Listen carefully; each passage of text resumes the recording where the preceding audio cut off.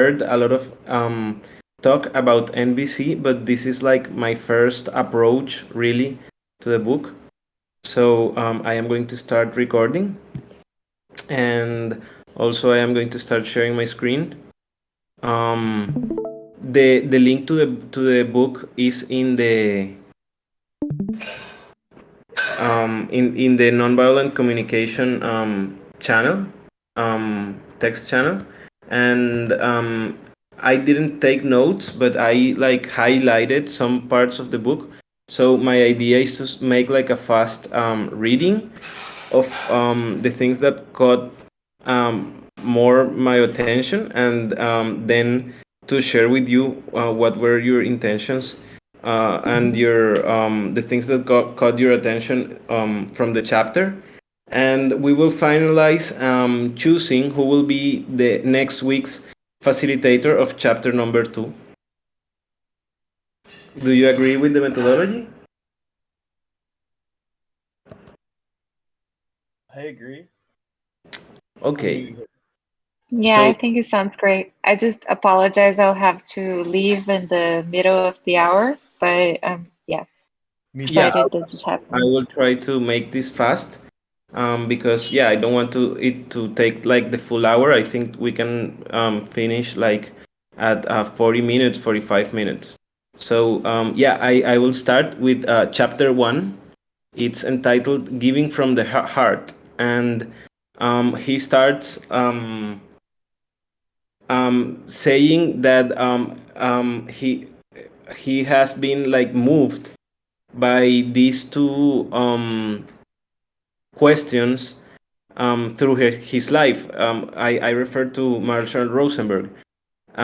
What happens to disconnect us from our compassionate nature, leading us to behave violently, and what allows some people to stay connected to their compassionate nature under even the most trying circumstances?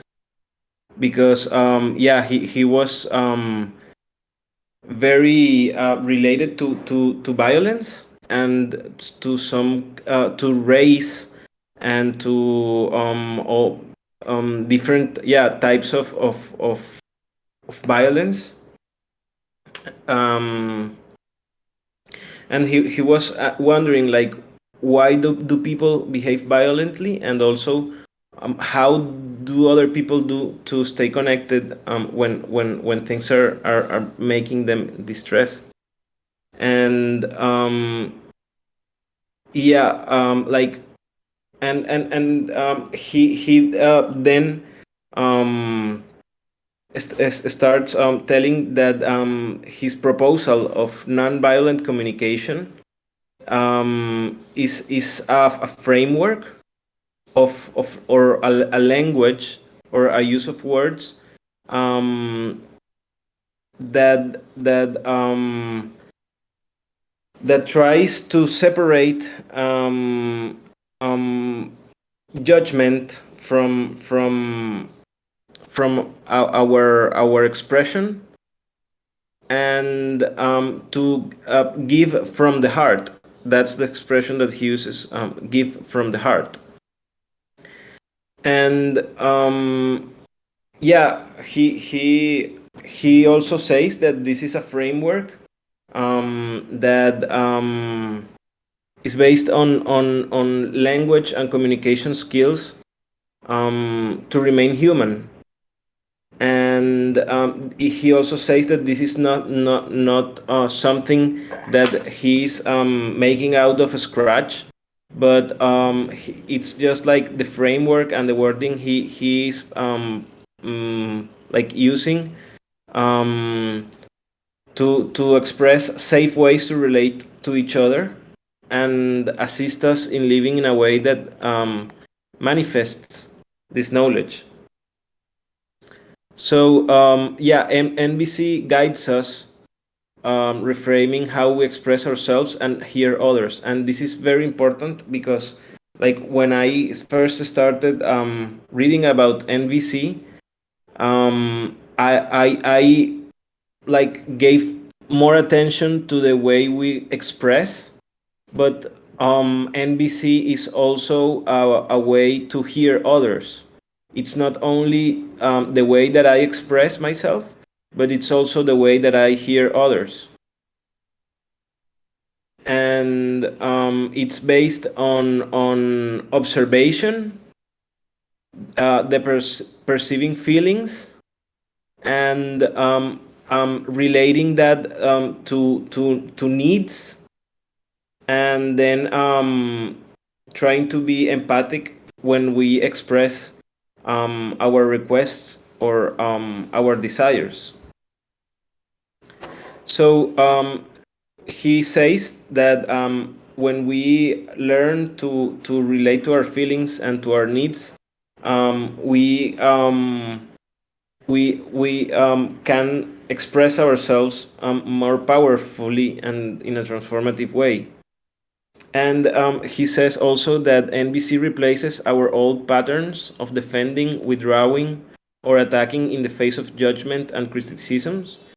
And yeah, we come to perceive ourselves and others in a new light. And yeah, that when we focus on clarifying what is being observed, felt, and needed rather than diagnosing and judging, we discovered the depth of our own compassion. And yeah, this generates a lot of empathy and mutual desire to give from the heart. Hey, So, Juan, yeah. I'm just curious for the format of the book club. How much, like, is there like pauses to like speak at some point if something draws? Like, I don't know the etiquette of the book club, but with my ADHD, it's kind of hard to like hold a lot and be able to like talk about it later, or there's like a lot of things that are coming up Yeah. that. Okay, no, we can make a pause just right now. Yeah, I think it's great. We are in the 10th minute of our call, and yeah, for sure. Thank you. Yeah, who wants to participate?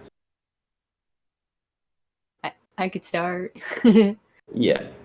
That last bit, the everything just kind of brings up communication skills, like something that I'm trying my best to like focus on and be better at just in general, because I have more obstacles around this by default, is listening, and strengthening that skill, the ability to listen and what it means to listen and what it means to hear and what you do with hearing, how you filter that, what you do with it, which goes into the diagnosing and judging and the I see a lot of times in conflict, one of my frustrations is people's just nature and ability to police one another, or to look for right and wrong, or to need to understand what happened. Like, they need to know all the details in order to like form some sort of opinion or something. And I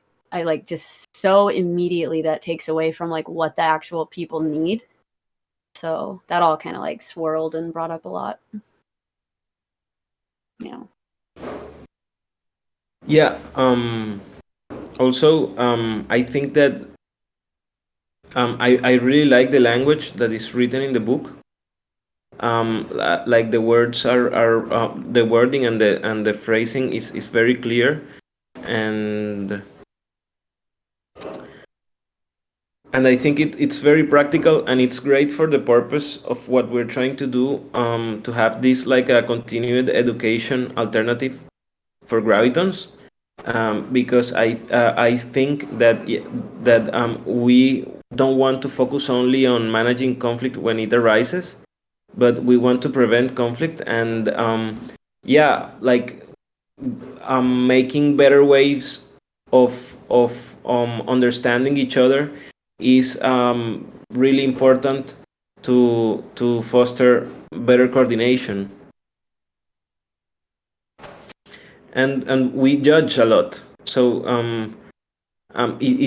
it's very important also to be conscious about when we are judging, And I think that through this process and framework of nonviolent communication, um, we will become more conscious of when are we judging and when are we expressing our requests through the interpretation of our feelings and needs.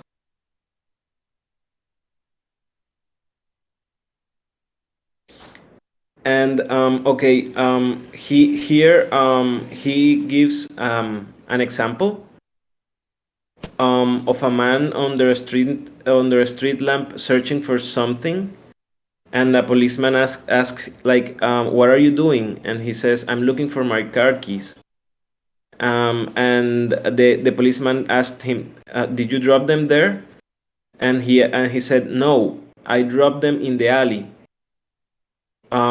But the light is much better here." So what I understand of this example is that we need to keep our attention focused on a place where we are more likely to get what we are seeking.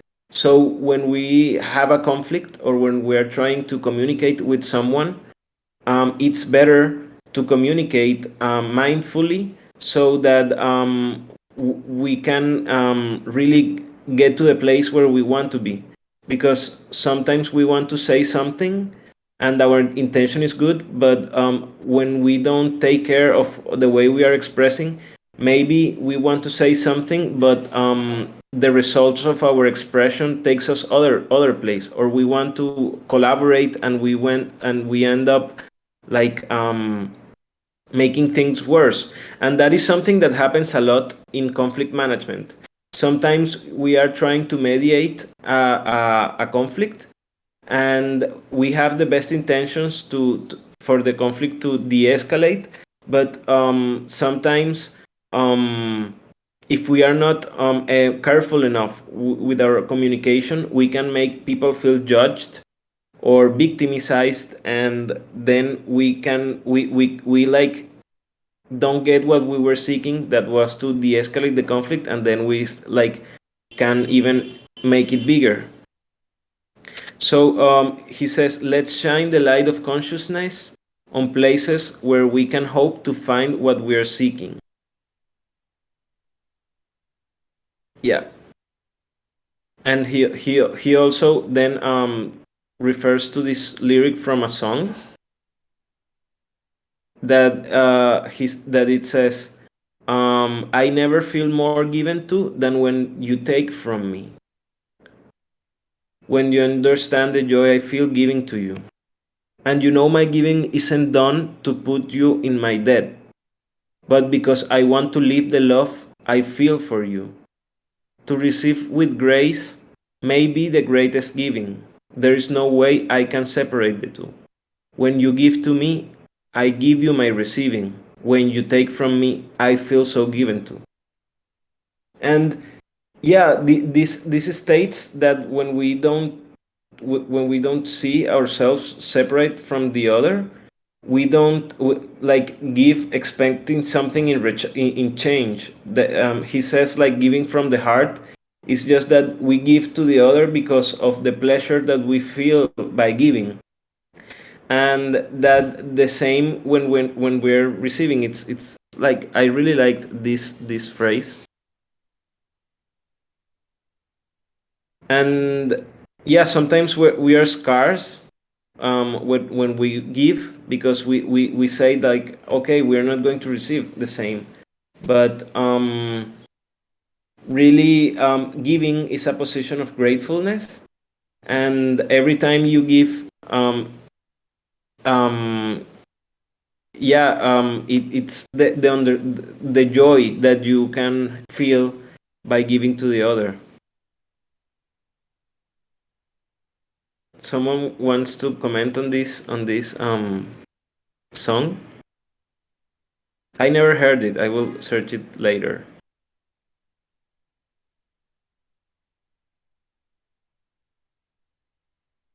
So I mean, I'm crying again. That's like the sweetest thing ever. So if you needed a comment for it, that thing makes me cry.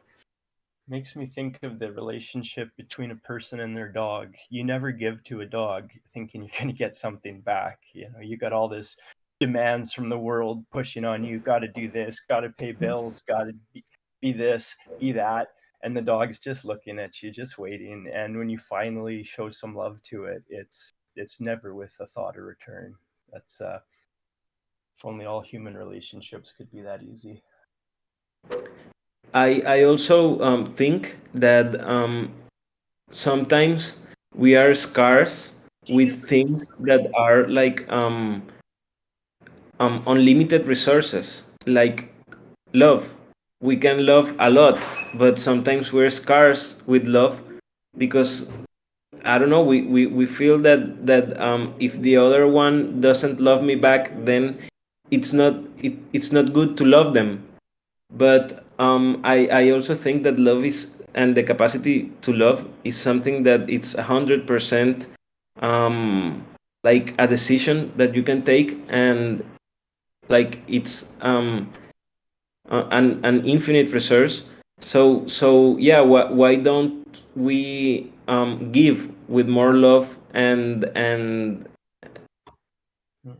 not being scarce with it? Yeah. When I read this and when I think about the way I love and the way I believe it ought to be just in my existence is loving from a place of autonomy and without expectation. Like you don't have expectations for the other individual, like in a grounded way. You can embody that and it's reciprocal. Sounds dreamy. Yeah, and he says, when we give from the heart, we do so out of a joy that springs from whenever we willingly enrich another person's life. And yeah, he says that that NVC is used to respond compassionately to the other. And I agree with what he says, that this is not something that always happens quickly. But I also think that compassion can blossom when two people can talk to each other without judgment and like promoting dialogue. And then he makes like a first introduction of the NBC process. And the four components of NBCR: observation, feelings, needs, and requests. And this is something that we follow in Gravity. This is the same way we start hacking problems in Gravity. We first do an observation, we take into account feelings and needs, and then we try to frame requests from one side to another to get agreements. So yes, so first we observe what is happening in this situation, and this is something that can that it's not only between two people, but it's also a framework that can be used individually, and to observe what are we feeling, what is happening in us, and then try to feel and understand then what are the needs that are behind those feelings, and then how can we express our needs instead of expressing judgment or expressing criticism. He gives here like an example of a mother and a daughter,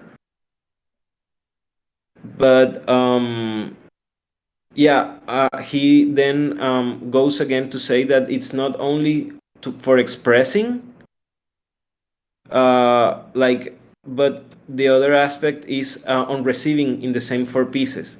So it's not only to think what are the feelings that I am feeling and the needs to make a request, but it's also that when you hear someone speaking, you are able to process through what they say to understand what are their requests and what are their needs and what are their feelings.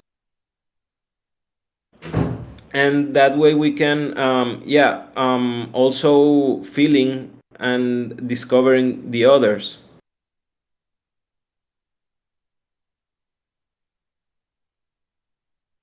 And that way, having respect for the other and understanding the needs of the other and our own needs, we can have a flow of communication. So for me, that's one of the highlights, the biggest highlights in this chapter. Like, it's not only expressing honestly through their four components, but also receiving empathically through the four components. Like, yeah, someone can tell me an insult, but I will try to not feel insulted or judged by their insult. Rather, I will try to see what are the needs or the feelings that are triggering that insult, so that I can understand what is the request, or what is that the other person is trying to say. And then he also talks about applying NVC in our lives and in our world. And this is also what I was talking about, that this is not only to mediate in two-party disputes, but also something that we can do in our intimate relationships, in our families, in our organizations, even within ourselves. Because when we hear the other compassionate with compassion, we can also hear and process our feelings with compassion. And then here are some examples of its practice in various environments.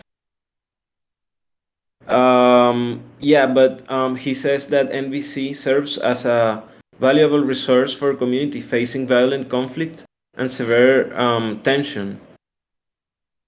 So that's why we are trying to promote NVC in the DAO space, because we want to foster coordination, and we want to foster this space as a peaceful environment, and not something that is filled with the violence that we see in other institutions. So until this point, anyone wants to comment something?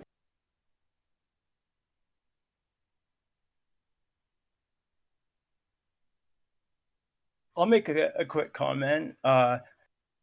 Having read this book earlier in my life and applied its lessons, I just want to say it does work very well. And I want to point out the observations, feelings, needs, requests. That's really the core of it. And the really neat thing about the system and the first two items on that list, you can't argue them. They're unarguable. So when you tell these to another person, it's very hard for someone to counter a factual observation like, oh, the dirty socks are on the floor. I have feelings of irritation building inside me. No one can argue that. It's legit because it's yours. It's owned. And it's a really great system. So I'm glad to be here. And I just wanted to point that neat little fact out. Thanks. Also, sometimes we hear people saying things to us, and we are not capable of really understanding what they are saying. So this action and this framework that tries to apply empathy really also helps to understand better the other. Maybe someone would be telling you things that maybe you really don't understand, or that bothers you, but you should try to also understand, like, what are the needs that the other person have to tell you this, and also what are the feelings that you're getting, and yeah, and how can you help the other person meet their needs? Because like when someone is expressing a need, um sometimes we can help them their needs, and that is one of the most helpful and healing things. Like when you don't have something, or when you want something, and like, or the other person is requesting something, and you don't give them that, it's somehow some lack of recognition that you're having with the other person, and you are not valuing their feelings of not getting their needs met. So we have to stand in the place of the other and understand that the same way we want our needs to be met, the other person also wants their needs to be met, and both needs should be like equally important, and both are equally relevant, and for everyone.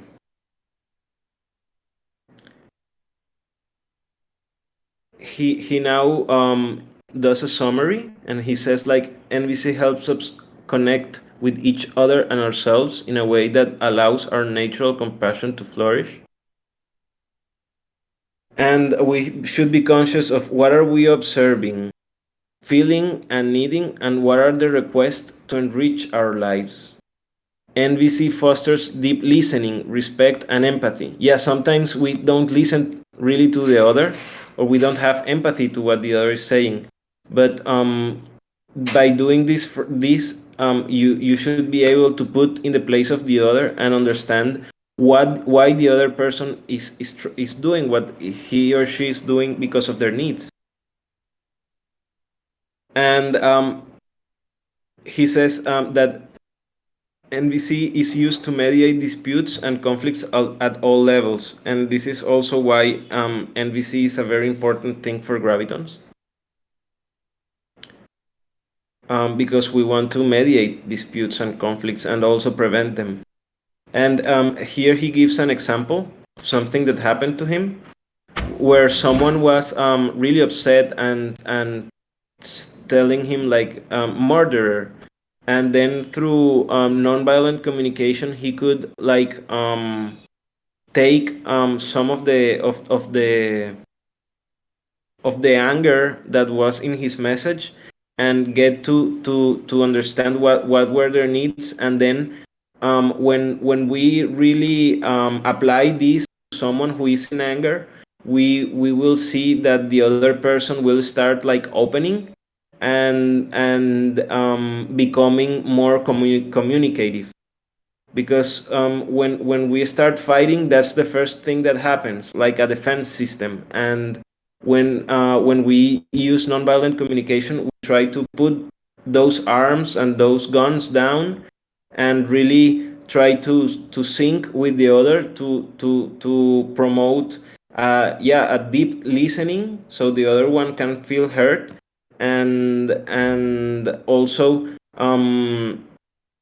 to make the other person de-escalate of his anger, in order for him to be able to channel his expression through his needs and feelings.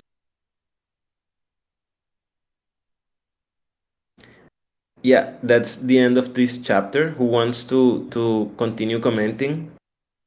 I made this one really short and quick, because some people told me that they have to jump out, but we can stay. And yeah, we can continue commenting about this.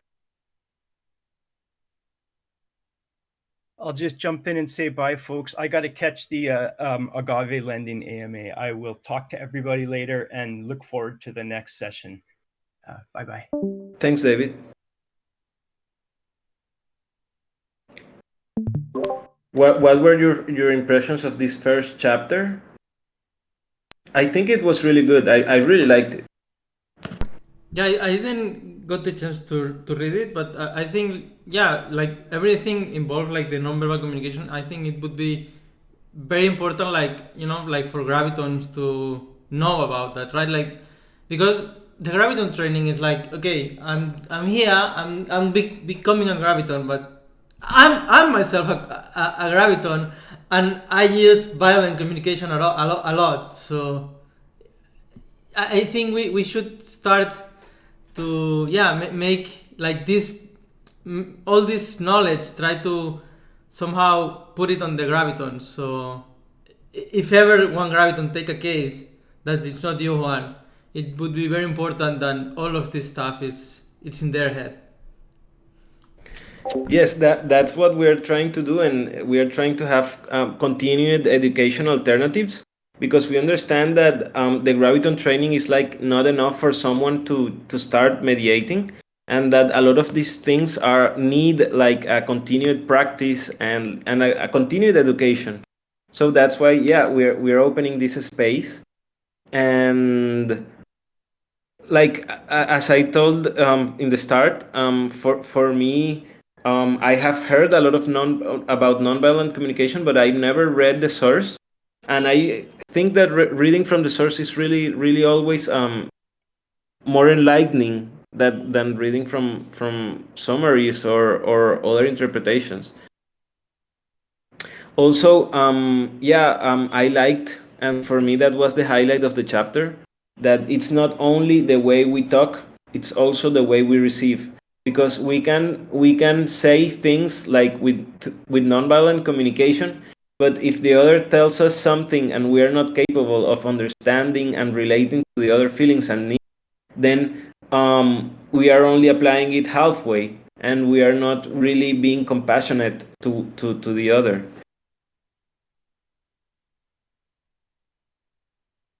So, in these last minutes, because the idea of this call is to have it within 40 or 45 minutes, I would like to ask who wants to volunteer to lead us through chapter 2, that is communication that blocks compassion.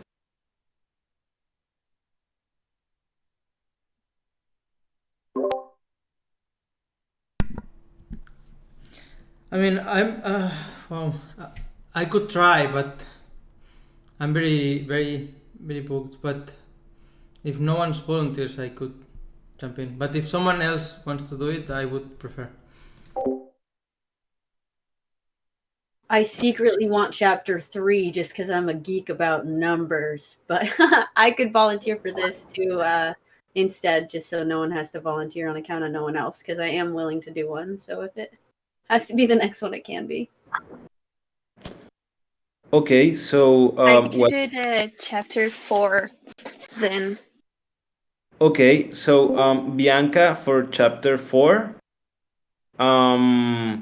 I can help Aloysius. No, I can help Septi with chapter 2, communication that blocks compassion, and Aloysius can do chapter 3. Cool. Awesome. Yeah, let's do it this way.